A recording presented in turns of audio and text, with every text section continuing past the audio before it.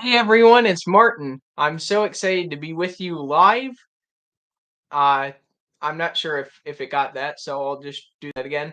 Hey everyone, it's Martin. I'm so excited to be with you live to break down the wild card weekend matchups. We're going to start with the Dallas Cowboys at the Tampa Bay Buccaneers. So, offensively, the Dallas Cowboys are 11th overall by yardage at 354.9 yards per game. Well, the Tampa Bay Buccaneers defense is ninth overall defensively by yardage, allowing 324.3 per game. Um, Passing wise, throwing the ball, the Dallas Cowboys are 18th in passing offense at 230.1 yards per game, while the Tampa Bay Buccaneers passing defense is 10th overall by yardage, allowing 223.1 yards per game. Running the ball, the Dallas Cowboys are ninth overall in rushing offense by yardage, uh, averaging 135.2 yards per game. Well, the Tampa Bay Buccaneers are 15th overall in rushing defense by yardage, allowing 120.7 yards per game. And then defensively, the Dallas Cowboys are 12th overall by yardage, allowing 330.2 yards per game, while the Tampa Bay Buccaneers are 15th offensively overall by yardage, averaging 346.7 yards per game. Throwing the ball, the Dallas Cowboys defense is 8th overall by yardage, allowing 221.6 yards per game, while the Tampa Bay Buccaneers are the sixth rated passing offense by yardage, averaging 279.2 yards per game. The Dallas Cowboys are the 22nd ranked rushing defense by yardage, allowing 129.3 yards per game, while the Tampa Bay Buccaneers are the 32nd, that's last, ranked rushing offense, averaging 76.9 yards per game. So the question there is, will the Tampa Bay Buccaneers be able to establish a run game? Because the Cowboys are weak. Their weakness on defense is run defense, but the Tampa Bay Buccaneers are last in run offense. So that's going to be an important point to keep in mind and look at when breaking down this game. The key injury for the Tampa Bay Buccaneers is Vita Vea is questionable with a calf injury. I think the Cowboys will win this 27-24 on a Brett Maher game-winning field goal. So the next game is the 5-4 matchup in the AFC. That's the one I want to hit next. Between the Los Angeles Chargers and the Jacksonville Jaguars. The Chargers are coming in at 10-7, while the Jaguars are coming in at 9-8. The Los Angeles Chargers, the question for them is, can they establish a run game to remain balanced? They're 30th in rushing yards per game, averaging 89.6 yards per game. So not great. And then on the other side, the question is, can Trevor Lawrence step up and make critical throws in big moments? The Jacksonville Jaguars are 27th overall in passing offense by yardage, only averaging 250.5 yards per game. While the Chargers passing offense, they're fourth overall by yardage, averaging 281.8 yards per game. While the Jacksonville Jaguars are 27th in passing defense by yardage, allowing 250.5 yards per game. So you can see that the Chargers need to try to exploit the Jacksonville Jaguars' weakness on defense, which is their pass defense. That will be critical. And on the other side, it'll be important for Trevor Lawrence to step up in key moments if the Jaguars want to win the game. We saw in Week 18, Trevor Lawrence had some missed throws, and then the Jacksonville Jaguars defense ultimately sealed the win on a scoop and score when they recovered a fumble from the Titans quarterback Josh Dobbs and returned it for a touchdown. I don't see that happening in this game. I think Trevor Lawrence will need to be better than he was in that game. Um, and I think he'll need to return to like the form he had the few weeks prior to that. Um, and a reminder, these two teams did face earlier in the season. It was a blowout. The Jaguars won 38-10 in LA. Trevor Lawrence went 28 for 39 for 262 yards, for 3 touchdowns and 0 interceptions. I don't expect this game to be like that. I expect this one to be much closer. I think the Chargers will have a game touchdown drive led by Justin Herbert, and I think they'll win in a relatively low scoring game, 20-17 over the Jacksonville Jaguars. Chargers 20, Jaguars 17.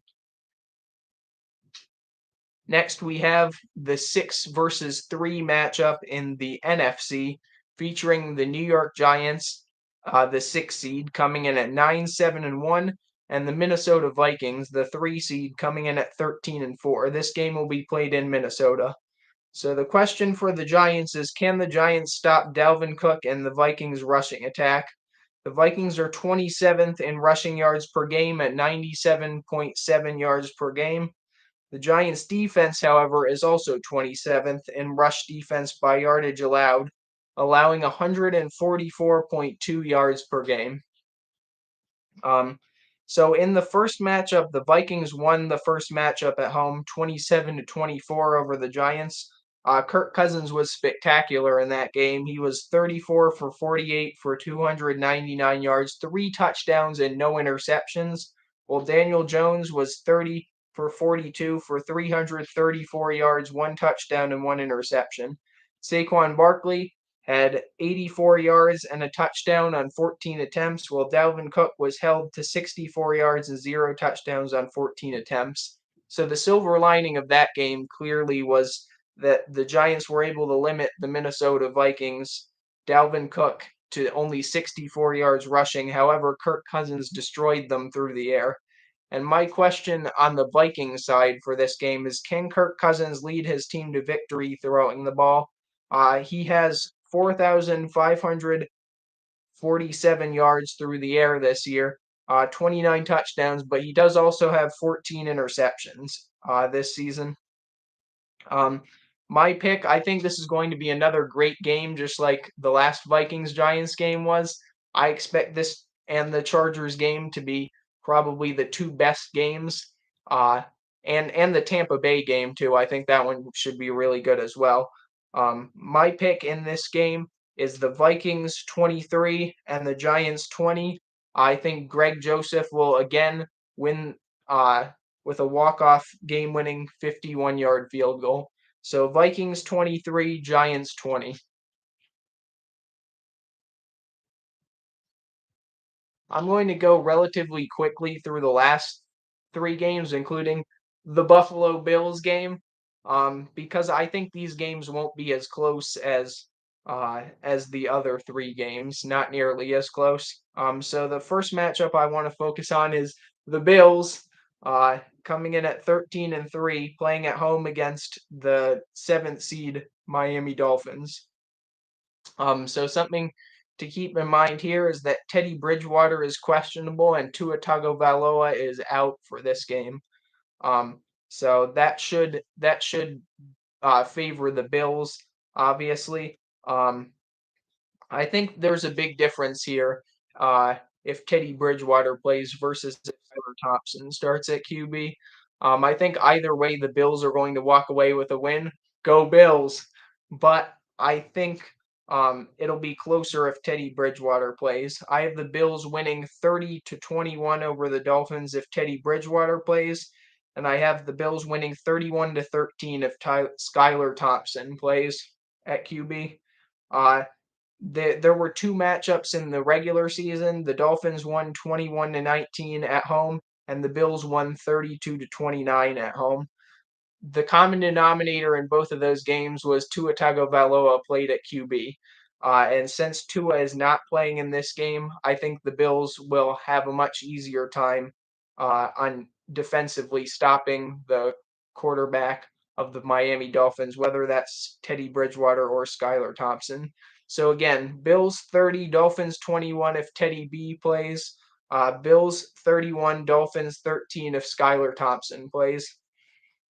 Next, we have the Seahawks, the 7th seed, coming in at 9-8 at the 2 seed 49ers, coming in at 13-4. So the key things to look at here, when I was looking at this, I was thinking the Seahawks need to establish a run game if they want to have a good shot in this game, because in the 2 matchups earlier in the season, the Geno Smith was required to carry the load as they weren't really able to get a running game going. And that's because the 49ers have the ranked rushing defense by yards allowed. They only allow 77.7 rush yards per game, which is, again, second in the NFL. And the Seahawks on offense are led by Kenneth Walker and Geno Smith. But Kenneth Walker is an important part of their offense. He ran for 1,050 yards this season, and as well as 9 touchdowns on 228 attempts. So I think the 49ers will be able to slow him down, put the pressure on Geno Smith to beat them, and I think the 49ers will win this game 27-17 over the Seahawks. And then finally, the Sunday night game, the Baltimore Ravens at the Cincinnati Bengals. The Ravens are coming in at 10-7, and the Bengals are coming in at 12-4.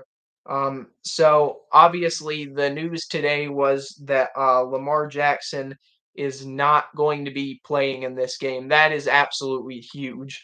I think if Lamar Jackson plays in this game, it's a very competitive back and forth game.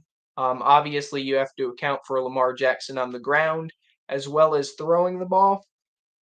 And without him in the game, I think that makes the Baltimore Ravens much less competitive, similar to the Dolphins being much less competitive with Tua out. So in this game, I think the Cincinnati Bengals, I think that they'll be held in check a little bit by the Ravens defense in the first half. But then I expect them to come out and score some points in the second half. I think this will be a little lower scoring than some people might expect, but I think the Bengals win regardless of if Tyler Huntley or Anthony Brown is the starter at QB for the Ravens. So if Tyler Huntley plays, I think the Bengals win 24-16 over the Ravens. And if Anthony Brown starts, I think the Bengals win 27-10 over the Ravens. So I'm going to go back through right now and just go quickly through my score predictions, so that you know what my picks were.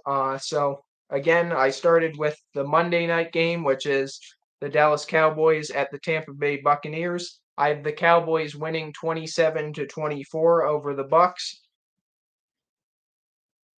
Then I have in the Saturday night game between the Los Angeles Chargers and the Jacksonville Jaguars, I have the Chargers winning 20-17 over the Jaguars. Then in the New York Giants at Minnesota Vikings game, the 6 versus 3 in the NFC, I have the Vikings 23 and the Giants 20. And then the Sunday 1 p.m. game between the Bills and the Dolphins, I have the Bills winning 30-21, Buffalo 30, Miami 21 if Teddy Bridgewater plays, Buffalo 31, Miami 13 if Skylar Thompson plays. And then the Seahawks at the 49ers, I have the 49ers 27, the Seahawks 17. And then the Baltimore Ravens at the Cincinnati Bengals. I have the Bengals 24, the Ravens 16 if Tyler Huntley plays, and the Bengals 27, Ravens 10 if Anthony Brown plays. Thanks so much for watching, everyone. I'll be watching the Bills game this weekend and the Chargers game, as those are my top 2 favorite teams in the NFL. So go Bills and bolt up. it should be a fun weekend, a few fun games. I think a few, unfortunately, might be a little bit lopsided, but it should still be a great Super Wild Card weekend. I'm looking forward to it. Thank you, everyone, for watching. And if you want to check this out, it'll be posted right after this stream ends. So this is about 7:30 Eastern on Friday the 13th. Um, Thanks so much for watching, and as always, go Bills. Thanks. Bye.